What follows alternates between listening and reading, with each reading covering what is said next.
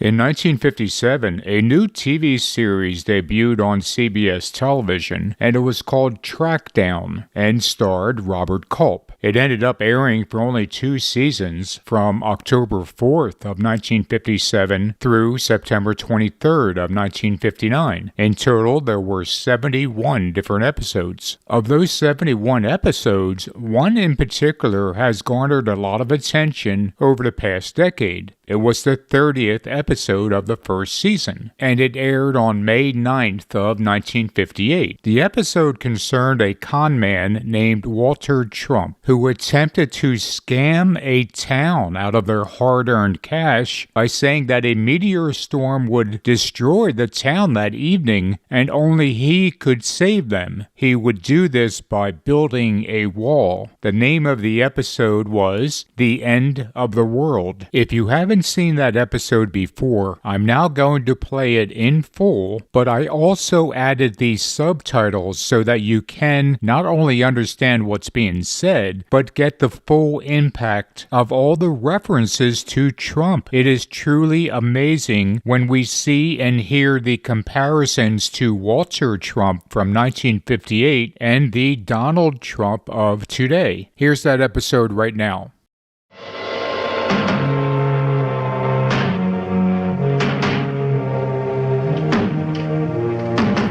Dear friends, come forward, friends. Step forward. I bring you a message. A message few of you will be able to believe. A message of great importance. A message I alone was able to read in the fires of the universe. But be not afraid, my friends. I also bring you the means with which to save yourselves. Save us from what? From the end of the world, friend. Which I don't expect you to believe. But the rest of you, those who want to be alive tomorrow morning, I will tell you tonight. Remember that. Bring your friends here. I'll tell you tonight so that you will be able to prepare. What are you selling, mister? Snake oil? The world will come to a flaming end at midnight tonight. Without my help and knowledge, every one of you will be dead.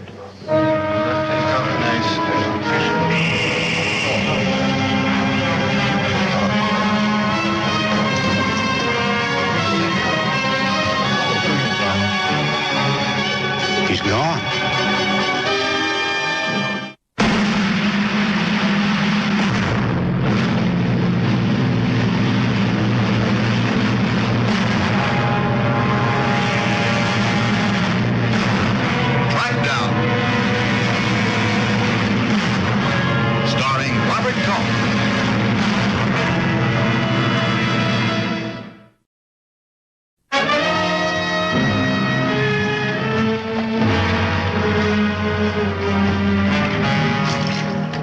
Keep riding, mister.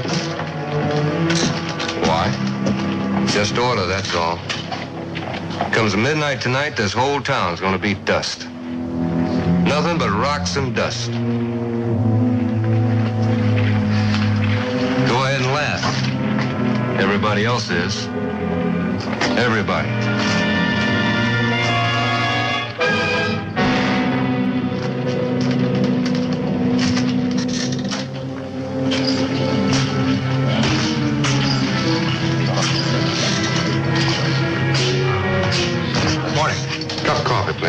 Right away.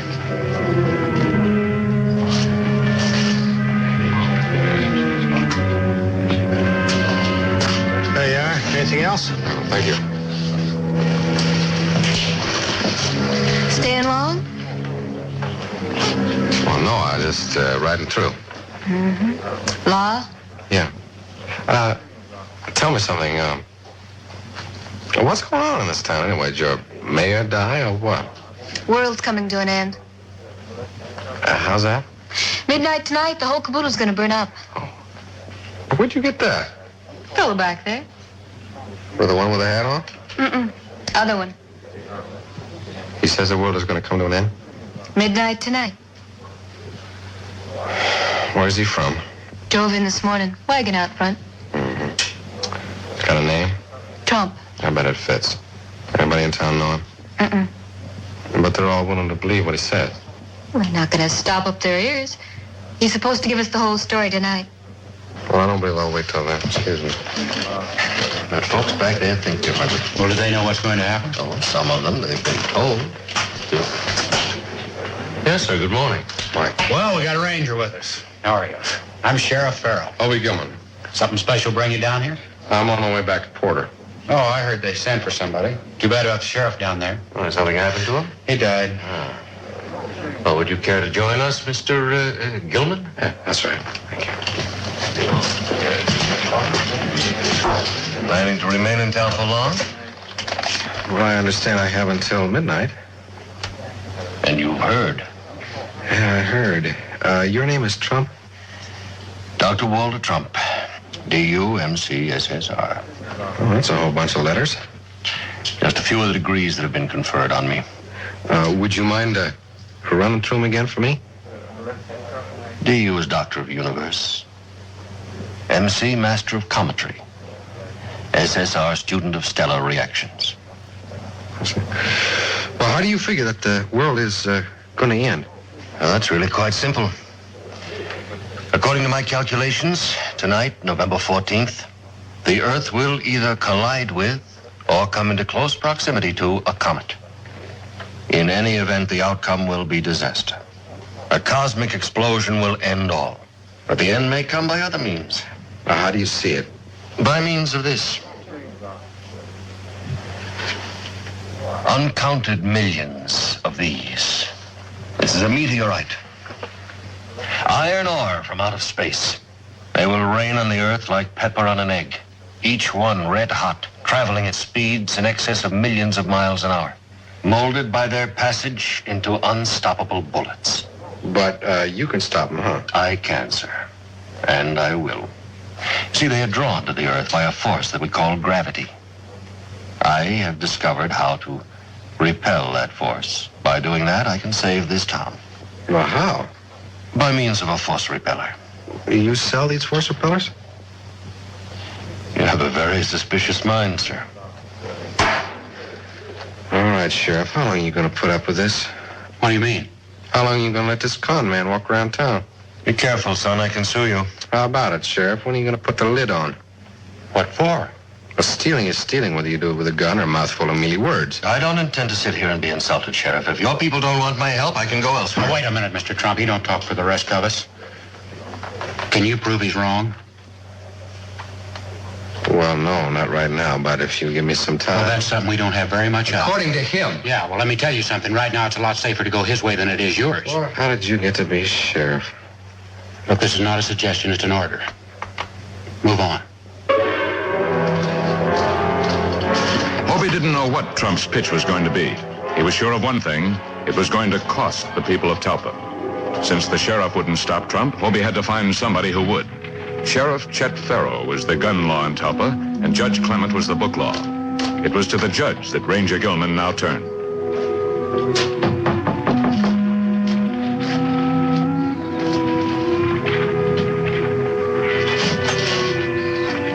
Yes.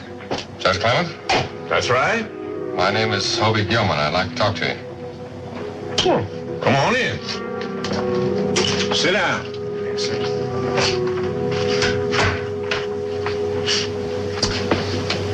Can I get you anything? No, thank you, sir. You hear about Trump? Yes, sir. What are you going to do about him? What do you want me to do? Stop him From what? from taking the town. Can you prove that that's what he has in mind? Well, it's obvious. But can you prove it? In order to arrest him, the sheriff has to have a charge. And Trump hasn't given him a thing to go on. What side are you on? The law? Oh, I know how you feel. Maybe I agree with you. But the law is the law. It's got to be kept. What if I take him? On what charge? Fraud. Don't you see, he's not exactly guilty of fraud. Well, what about the meteors and the comet and all whatnot? You might not like it, Mr. Gilman, but he's right. There could be a meteor rain tonight. The Leonids are due. The what? The Leonids. It's a shower of meteors. There's a book about it around here someplace if you want to look at it. No, thank you, sir. I'll take your word for it. Look here, son. I live here. I know these people pretty well. And right now, there's nothing in the world could change their minds. And anybody who tries to could end up getting hurt. They're not going to listen. Well, what if he starts a panic? It could happen. Well, sure. But you might as well try to spit out a forest fire. Well, there's got to be some way to stop him. Well, if there is, I don't know it. It's a funny thing. Sir? When we were kids, we were all afraid of the dark. And we grew up, and we weren't afraid anymore, but it's funny how a big lie can make us all kids again. Hobie had checked the town. The people were ready to believe. Like sheep, they ran toward the slaughterhouse. And waiting for them was the high priest of fraud. I am the only one. Just me. I can build a wall around your homes that nothing will penetrate. What do we do? How do we save ourselves? You ask, how do you build that wall? You ask, and I'm here to tell you.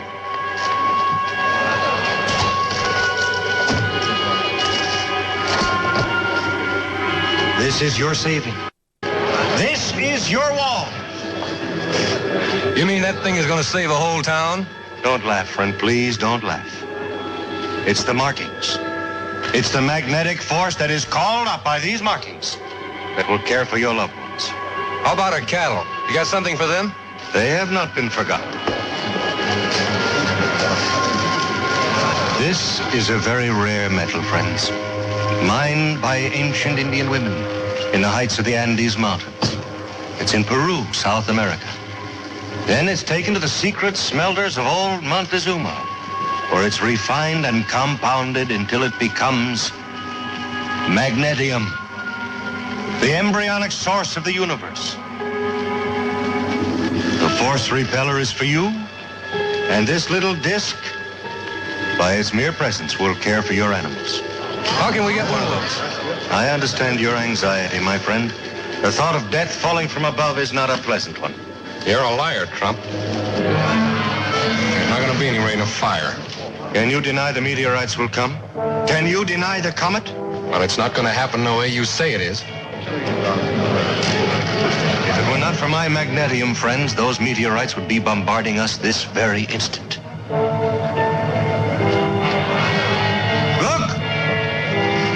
Look up there! You can see them!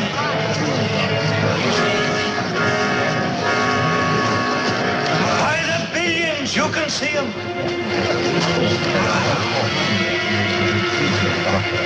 There, I saw one. There's another one. They're all over the place. Man, it's a fake. There's nothing up there. You're seeing what you want to see. There's nothing up there. One moment.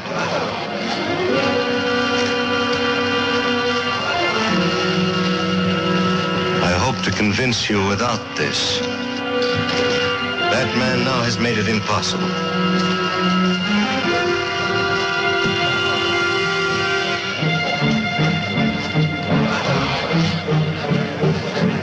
This is no longer under my protection.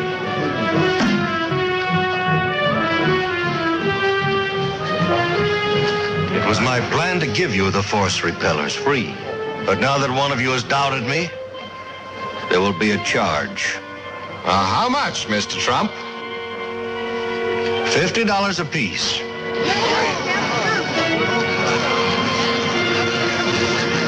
Mister, he ain't one of us. We don't even know him. Please. It's a lot of money, Trump. It'll go up with every word.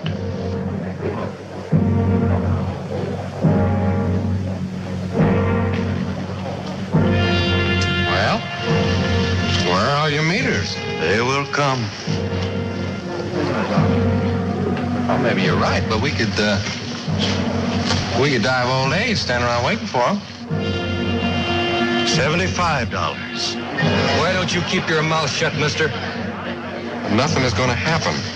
The man is a fake, a phony. Can't you see that? He hasn't got any control of meteorites or anything else.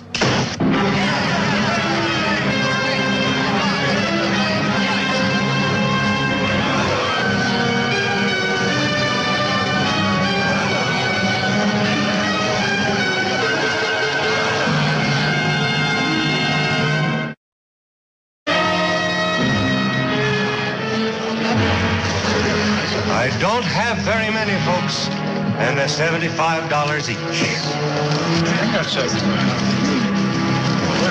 Don't waste your money. It's a fake. Can't you see that? Haven't you said enough already, mister? Now get out of here before somebody kills you. Here, give me one of those. The price was high. For many of the people of the town, it was out of all reason, and so they tried to find another way. Pieces of silver and furniture carried from homes in the East were uncovered. Vessels of family pride were polished to be offered in exchange for the forced rebellion. Take it easy, folks. Mister, I ain't got the money. Will you take this? It's worth more than 75. No, just hard cash. That junk's no good to me. There you go. Please, mister, please. No, sir, you get the hard cash, you get the force repellent. Get out of the way, would you, son? There you go.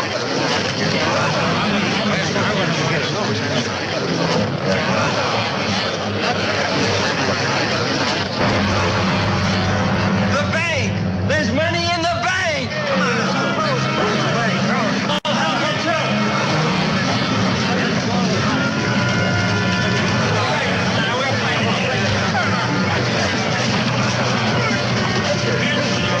Sheriff Farrow had seen mob panic before, and always he'd been able to stay out of its way.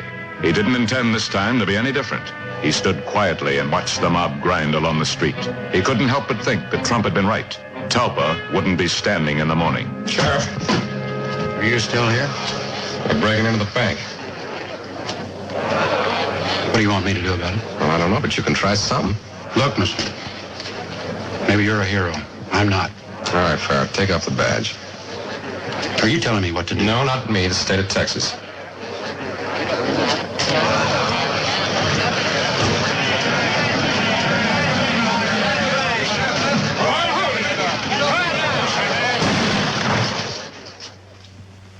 Now, I'm going to give you 10 seconds to clear this room, and I'm going to start shooting. We need the money in there. Well, you're not going to get it. We got our families to think about. Tomorrow morning, they won't even look at you. They'll be too ashamed. Get the banker. He can open the safe. Save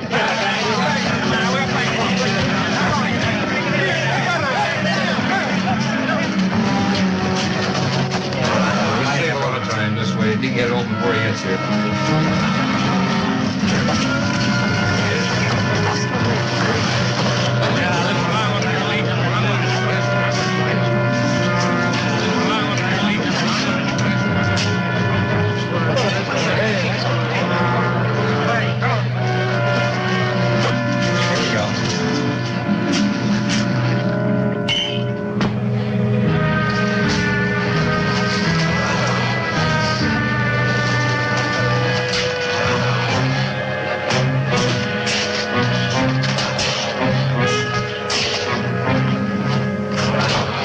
To stay out of it. Yeah, I couldn't shoot at him, and they wouldn't buy the bluff. I just got careless. Trump's sure having his way. Most of the people in town have got those umbrellas, and he's still got 20 minutes till midnight. And when the town doesn't burn down, who's going to get the credit? They had no way of knowing it, but Trump didn't want the credit. He had what he did want: the town's money and a fresh horse. Hobie had been ready to give up. If Talpa didn't want his help, he wasn't going to stand against it. But with the judge's words pushing at him, the ranger decided to have one more try at stopping the entire affair. In order to do it, he had to find the con man before he left town. Aren't you going to stay for the fireworks? Huh? Looks like you're going to go before everything's done. I've done all I can for Talpa. Figure it's time for me to be moving on. Well, I think you ought to wait. That's where you and I disagree. You're under arrest, Trump. What charge? Well, you write it any way you like. Grand theft, fraud, I think a jury will find it's stealing. How do you expect to prove it? You and I are going to be right here after midnight. Ranger, there must be a couple few things that you don't have because maybe they're a little too expensive. I suppose I was to give you, say, a quarter of this. Be just about $1,250. Huh? I'll go up to half. $2,500.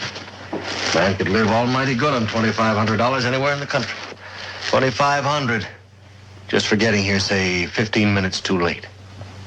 Help yourself. I'll take it all, Trump.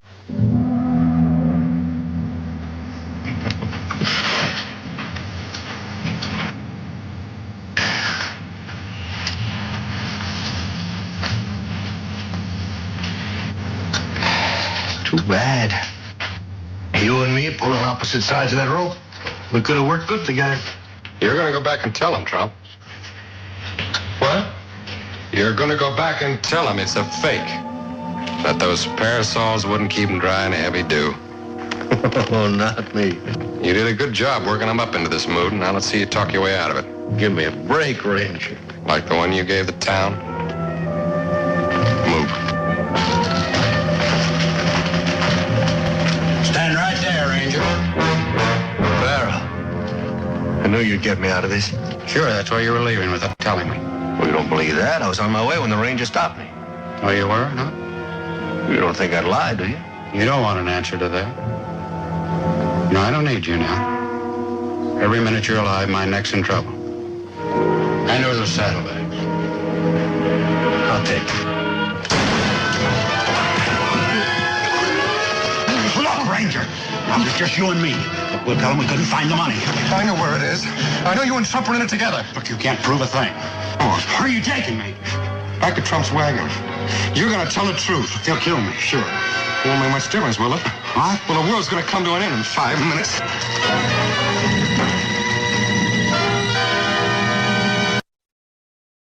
Hobie took the sheriff back to the mob. He confessed his part in the fraud. There was no way he could deny it. Hobie explained how Trump had set fire to the wagon, a piece of phosphorus that ignited in the temperature of the air. They wanted to believe Gilman, but they still weren't over the hump. He had to find one crack in their fear, one place to start breaking through. Until the crowd knew that everything Trump had said was a lie, there was no hope for Talpa. The confidence man would always get the credit for saving the town. As long as the parasols were up, Trump was still believed.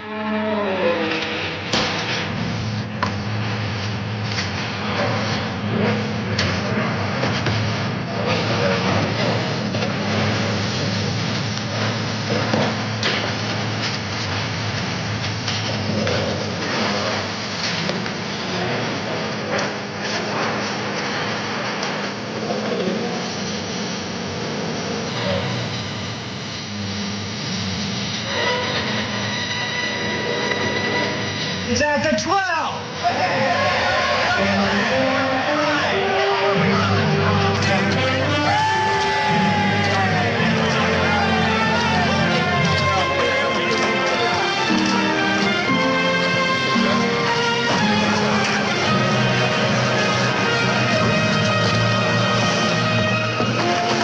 Well, you did it, Hobie. I didn't think you would. Still standing. You know, watching you talk, looking at them. There was just one thing that bothered me. If you'd have been wrong, I didn't have a parasol.